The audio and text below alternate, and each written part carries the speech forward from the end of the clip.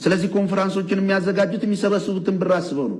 የሚሄዱበት ወቅት የቡና ወቅትና እንደገና የተለያየ ገንዘብ ገበሬው የሚያገኝበት ወቅት ላይ ነው። ቲቪ በስሌት ነው። ቲቪ ስላላቸው ቲቪ ከተማ ውስጥ ያለ ኢንተርኔት ይጠቀማል። አሁን እኮ አውሮፓ ምናምን እነ ጩፋ የሚጋብዛቸው የለም፣ ነቅተዋል። አሁን ተነብያለን የሚሉት ምንድን ነው የሚሉ እንዴ እነሱ እንትን አሜሪካ ትሄዳለህ በርገር ትበላለህ ነው ትንቢት። ይሄን ሊያወራ ነው መንፈስ ቅዱስ የመጣው የምትለኝ? ስለ ኑሮ፣ ስለምትለብሰው፣ ስለምትጠጣው፣ ስለምታረገው ጫማ፣ ልብስ ምናምን የሚያወራ ትንቢት የሚናገር መንፈስ ቅዱስ ነው አይደለም። ይሄንማ እኮ አገራችን ውስጥ እኮ ይሄን የሚሰሩ ጠንቋይ ተብለው በሃይማኖት ያልተሸፈኑ ብዙ አሉ። ህዝባችን ወደ ጠንቋይ አይከብድም። ግን ከጥንቆላ ጋር ማወዳደር ምንም አይከብድም። ለምንድን ነው የማይከብድ? ብዙ ተከታዩ ለምሳሌ እዩ ጩፋን ስትቃወም አይቻለሁ። እሱ በቴሌቪዥኑ ነው በደንብ የማየው። በዛ አገልግሎቱ ብዙ ሚራክል ነገሮች ይደረጋሉ። አልፎ ተርፎ ብዙ ሰው ይድናል። እንግዲህ ደግሞ ሲሄድ አይታል። ወደ የክፍለ ሀገሩ ሲሄድ ከአንድ መሪ ባልተናነሰ ተቀባይነት ያለውን ሰው በድፍረት እንዴት ስትናገር አይከብድም? በጣም ጥሩ። እኔ አሁን እንደዚህ ከጠየቀኝ እዩ ጩፋ ብዙ ህዝብ ይከተለዋል። ከመሪ በላይ ደቡብ ላይ ይከተሉታል። የደቡብ ትውልድ የደቡብ ህዝብ እኮ የዋህ ህዝብ ይሲ ኢየሱስ ክርስቶስን አባቶቻቸውና አባባው እንዳሮ የሚባሉ በጣም ብዙ አባቶች እነ ተስፋዬ ጋቢሶ ታላላቅ አባቶቻችን የምንላቸው በወንጌል አማኞች ውስጥ ህይወታቸውን የምንመኛቸው አባቶች ያለፉም የሞቱም ለወንጌል ቆርጠው የነበረ ምድሪቱን ከጣዖት አምልኮ ለክርስቶስ የማረኩ እኮ የእግዚአብሔር ጸጋ የተገለጠባቸው ታላላቅ አባቶች ነበሩ። የአባቶቻቸው ልጆች ኢየሱስን እንጂ ሌላ ስለማያውቁ ኢየሱስ ሲባል ደስ ስለሚላቸው ብቻ ክርስቶስን ስለሚወዱት ብቻ የሚሸወድ ህዝብ እንጂ መጽሐፍ ቅዱሳዊ ነው ወይ አገልግሎታቸው ስትል አይደለም። ለምን እንዳልሆነ ልንገር። እዩ ጩፋ በጣም ብዙ ህዝብ ይሰበስባል ደቡብ ላይ። ለምን የኦል ጂሰስ ህዝብ በዛ?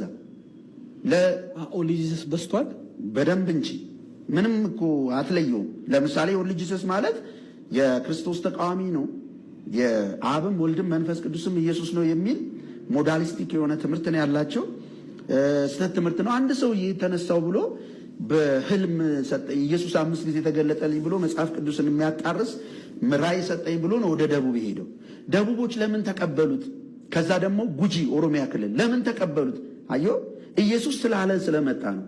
ስለዚህ ኢየሱስ ሲባል ይሄ የዋህ ህዝብ ከኢየሱስ ውጪ ሌላ ነገር ስለማያውቅ ባክግራውንዱ ከዛ የክርስቲያን ልጆች ናቸው።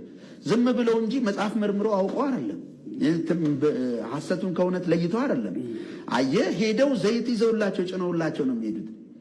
ደሃውን ህዝብ ዘይት በ1000 ብር ይሸጡለታል። እችን የምታክል ብልቃጥ እችን ከዚች በላይ የምታክል ብልቃጥ በ1000 ብር ይሸጡለታል። ካገኙ በ10000 ብርም ይሸጡለታል። ወንድሞች በሰሩ ስራ ከዚህ በፊት የነበረውን ታውቃለህ። አቤላ ቡና፣ ማንሻሎም፣ ኤርሚያስ ምናምን እነዚህ በተሰራው ስራ ብዙዎች ነቅተዋል። በተለይ አቤላ ቡና በጣም ዋጋ በመክፈል አማንሻሎምም እንደዛው በዚህ ነገር ብዙዎች ነቅተዋል። የነሱ ግሩፕ ነው እንዴት? ግሩፕ አትበለኝ፣ ግሩፕ የለኝም። አብረ ማለት አይ እኔ ግሩፕ ሳይሆን ወንድሞቼ ናቸው። ወንድም ነኝ አያለው፣ ወንድም ነኝ። ሐሳብ ትሰጣለህ። እነሱ ግን ያው የእያንዳንዳቸው የራሳቸው ጠንካራና ደካማ ጎን አላቸው። አይ ነው አሁን ይሄ ስለተሰራ ብዙዎች ነቅተዋል። ስለዚህ ቴሌቪዥን ገበሬ ማህበር ይገባል። አይተዋል። በሶላር ይጠቀማሉ። ገበሬዎች በሬያቸውን እየሸጡ ነው እነሱን ጉባኤ የሚካፈሉት። ይሄ ነው ወንጌል እውነተኛነት።